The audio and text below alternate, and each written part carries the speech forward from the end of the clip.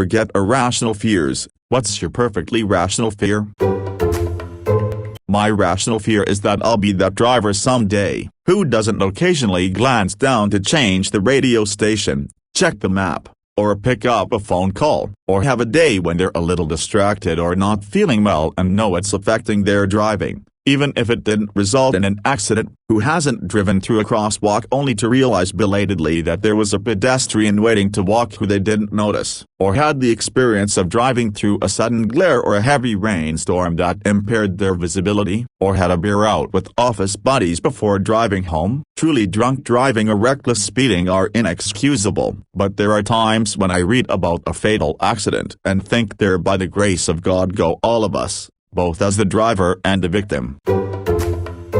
Why'd I have to scroll so far to find this comment? I find myself getting more and more uncomfortable driving every single day. It's such a dangerous activity yet a complete necessity in a lot of cases. Around where I live people are very reckless drivers, and it only gets worse as you get closer to the inner cities. I've had one major accident in my life, and I always think back to that accident and think about how fucking close it was to ending my GF who was in the passenger seat or my life, and I barely had control of the situation. There is a YouTube channel called Mr. Ballin. He has a series called Places You're Not Allowed and People Who Went Anyway, and it's just him telling the stories of people who end up in those kinds of terrible situations. People who got stuck in small caves, trapped in chimneys, lost in underwater caves, baked alive in industrial ovens. It's horrifying to imagine the end these people met. Also, I'm never going cave diving. Basal cell carcinoma is about a third of all cancers diagnosed, and around 30% of white people will get it at some point in their life. The good news is it has over a 99% survival rate. Melanoma is also highly treatable if you catch it early. Anyone can get skin cancer, but white folks are most at risk. In short, head to a dermatologist and get your skin checked. There aren't any animals that scare me much. I've gotten mugged, nearly fell to my death and was saved by a small pile of snow. Had to drive on top of a mountain filled with the most slippery mud I'd ever seen on a narrow path with a giant cliff right beside me. But none of these scare me as much as this right here. It's terrifying to think that it's entirely possible that I may never find a goal that will satisfy me and make me happy. Oh God, I had that happen to me last year. I finished work at 9 p.m. and I have a 10-minute walk home. Halfway, I notice there's a man walking behind me, so I turn down my music and pick up my walking pace. At some point, I see my house about 200 meters away and the man speeds past me and carries on up the pathway, whereas I need to turn right to carry on a different pathway. As I turn right, I glanced behind and see the man coming back towards me. So he had to have fully 180 degrees turn around and then take the same pathway as me. I literally never ran so fast in my life. Oh, I can help with this one. My dad had a terrible aneurysm 18 years ago. Right side of his body paralyzed, had to learn to communicate again. Needed round-the-clock care for weeks. I have this really sappy story about how he learned how to walk again in a month. Realistically, his recovery was so long and emotionally exhausting. To a certain extent, he's still recovering. He limps. His right hand isn't useless, but it is usually too tight to be able to have much dexterity. He spent a lot of time working on those things. His progress was slowed in the beginning because my former stepmother was a monster and did all sorts of things to keep from recovering until we finally got away from her. He remarried 6 years ago. He's a total gym rat now and is in the best shape of his life. He acts as a mentor and supporter for other people who have suffered life-altering brain injuries. He's different from who he used to be, but in some ways he's a better person for it. Don't get me wrong, he had to go through hell to get to where he is today, but he and I are both so proud of everything he's done and where he is in his life now.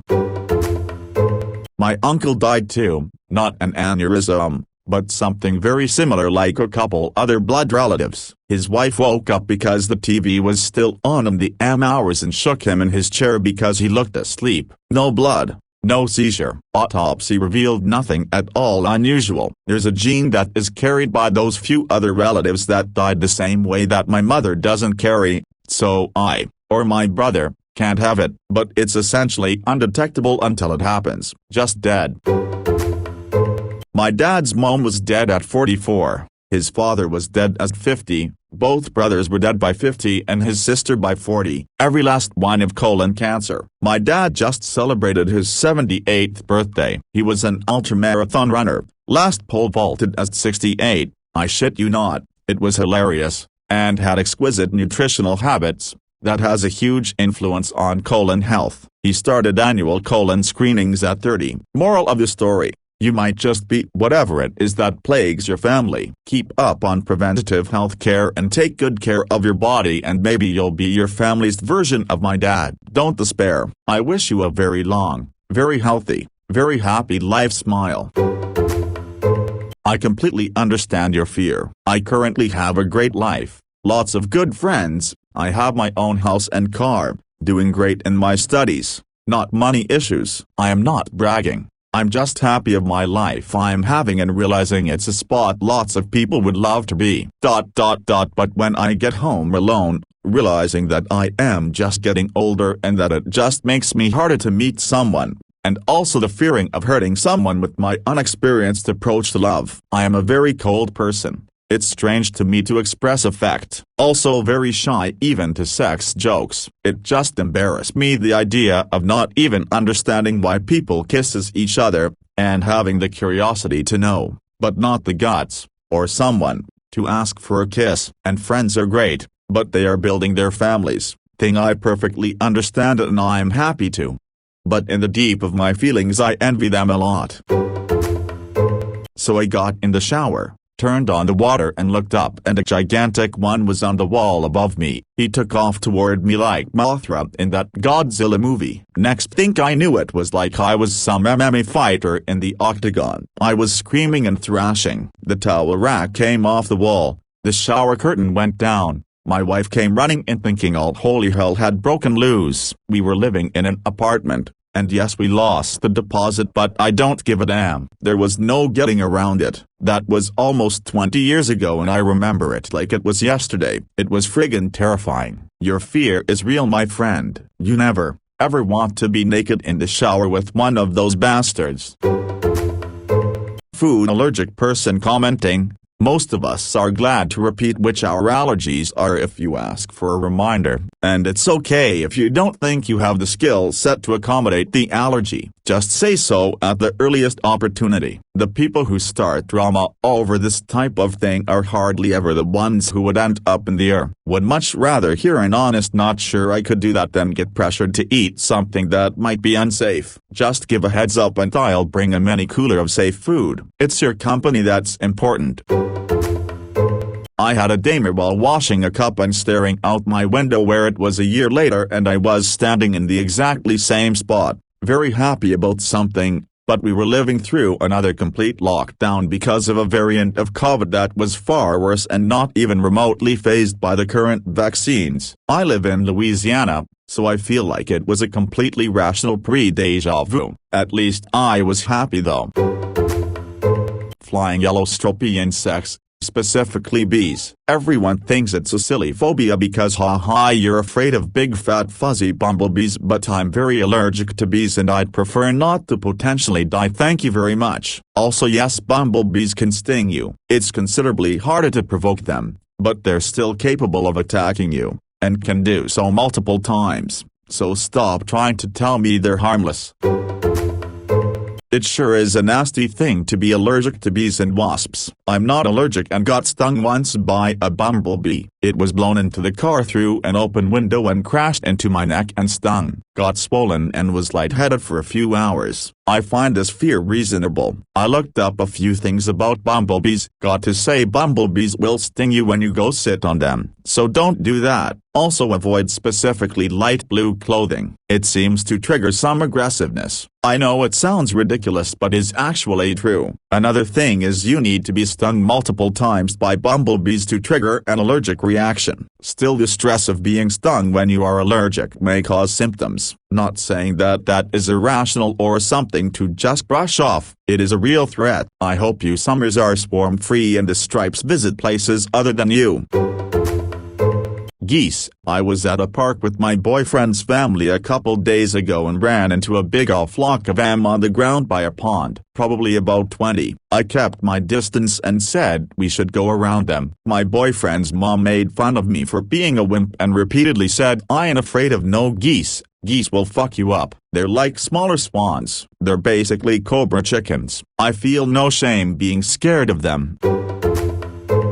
Climate crisis. Seriously, I'd consider myself an old man, and I don't think it's an irrational fear that I'll be alive to see the collapse of ocean and sea life. Major parts of the Amazon rainforest become the Great Amazon Basin Desert, multiple currently habitable regions of the planet being abandoned, mass famines, migrations, and wars. Most people behave like these are things that will happen generations down the line, not things that will begin happening before most nations have their target carbon neutral date, as if limiting carbon emissions at this point can even stop these things from happening in the coming decades. Someone snatching my kid. Even though I know stranger abductions are the more rare form of abduction, it still happens. Whenever we go anywhere, I watch him like a hawk. Even if we're just at a family gathering, I always make sure to pass off responsibility to someone nearby if I have to go to the bathroom or get some food or something. I never just assume that someone is watching simply because we're all family. You just never know if some creep is going to be walking or driving by and happen to see a lone toddler that nobody is watching at the moment. They can be gone in the blink of an eye.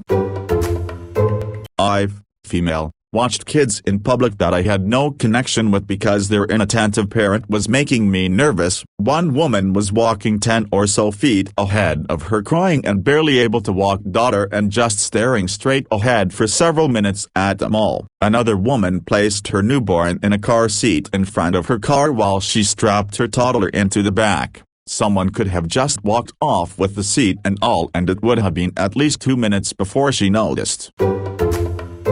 Having a seizure at home alone and hitting my head could easily be fatal. I've already collapsed into my glass shower door which shattered everywhere and I just came round covered in blood and cuts. Another time I fell into a wall so hard it knocked the tiles off the wall in the adjacent room and dislodged a kitchen cabinet. It's totally rational that my luck will run out one day, and believe me, I've had enough of it, good and bad.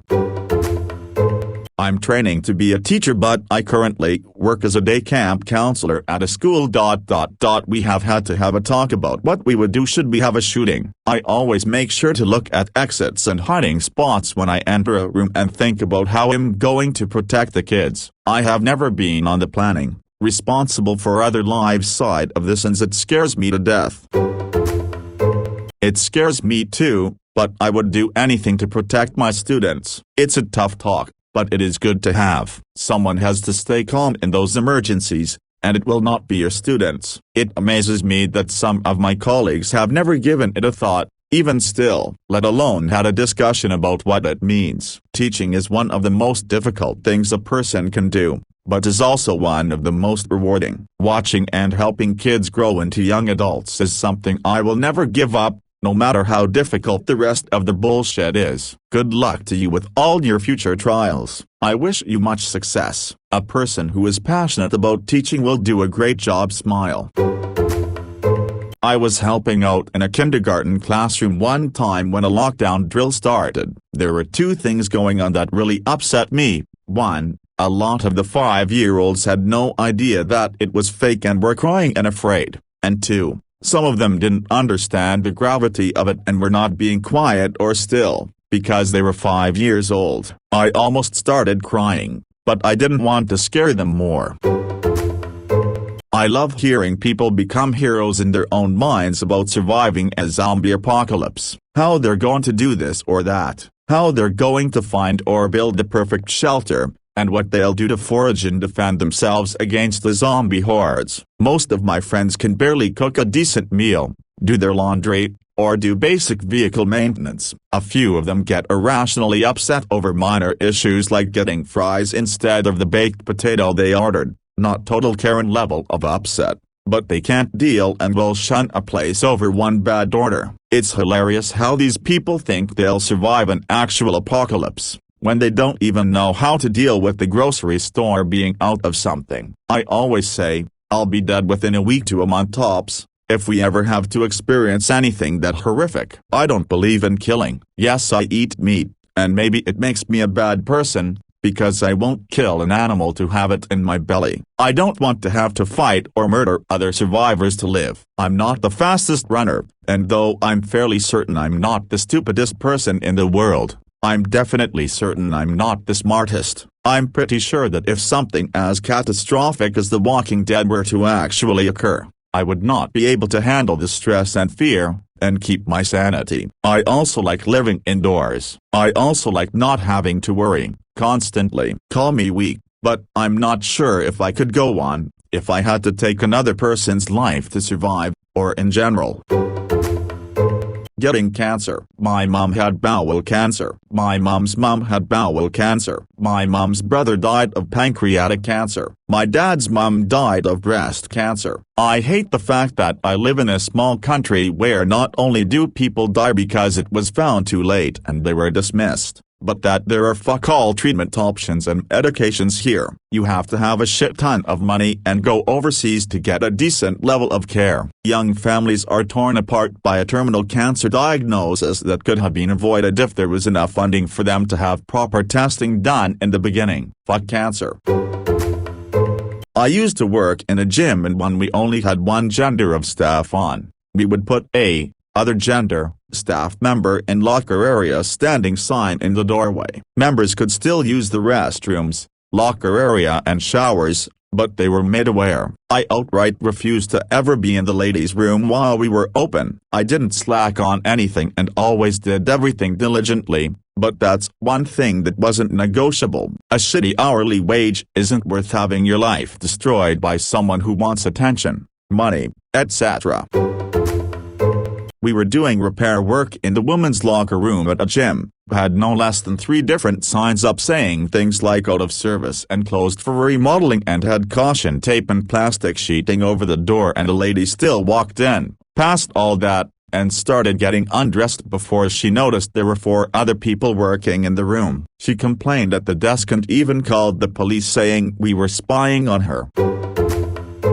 The police interviewed us, asked us why we did not make our presence known to her. My boss told the cop that there were 4 men, talking loudly and often over the sound of power tools in a 2-room locker room, changing area, and showers/toilets. What more could we have done to make our presence known? They also had the video from the front desk that showed the lady move one of the barriers we set up at the end of the hallway, walk past it, and move the barrier back in place. We didn't get in any trouble, but I heard that the gym gave her a free 12-month membership. At my work, I work with kids. We have a system in place so that kids don't get into a bad situation, and so the adults also don't. We never have one adult and one child alone ever. There has to be at least 2 kids or 2 adults minimum. This is so the child is never in trouble of something bad happening, but also the adult has a person who was there in case a kid says something suspicious. Kids have active imaginations. Biggest rational fear: that something bad happens, such as a car accident, and I end up in the hospital unable to speak, am incapacitated and can't refuse treatments or interventions that would activate my many medical phobias because I'm afraid I'd go insane. 2. Biggest irrational fear: that something bad happens, such as a car accident, and I end up in the hospital unable to speak, am incapacitated and can't refuse treatments or interventions that would activate my many medical phobias because I'm afraid I'd go insane. 195 views.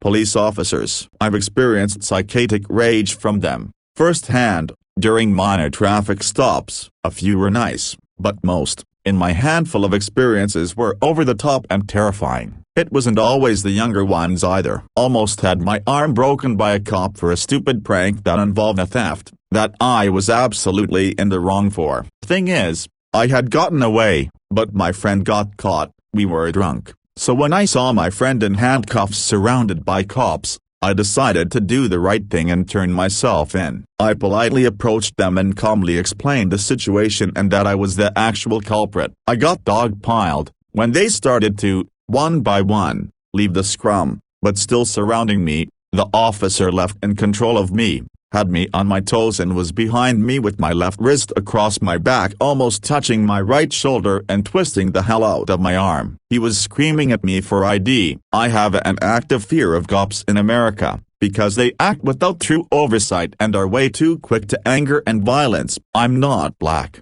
I'm half Asian, and look fairly whitish. I'm not a violent or angry person, but police are not the good guys to me, and it seems, many others, in more than a few countries, unfortunately.